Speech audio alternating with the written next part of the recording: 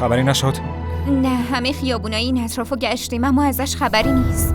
شاید هم رفته خونه یکی از همسایه‌ها. شاید، اما الان دیگه دیره، نمیتونیم مردمو از خواب بیدار کنیم. باید تا صبح صبر کنیم. تا صبح؟ یعنی اون باید تا صبح صبر کنه؟ میدونید که امشب برای جانان اون بچه چقدر سخت میگذره؟ من یکی که نمیتونم تا صبح صبر کنم.